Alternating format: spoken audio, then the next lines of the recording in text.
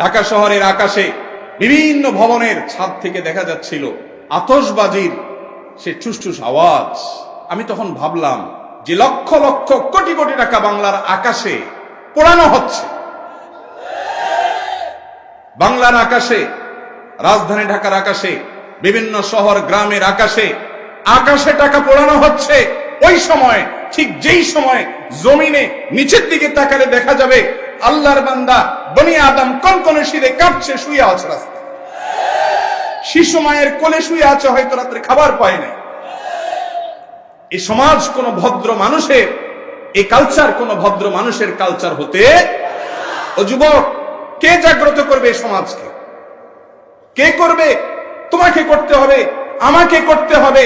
এই সমস্ত অসভ্যতা, এই সমস্ত অযৌক্তিক কর্মকাণ্ড, এই সমস্ত বেহুদা কর্মকাণ্ডকে বাংলাদেশ থেকে ঝেঁটিয়ে বিদায় করতে হবে।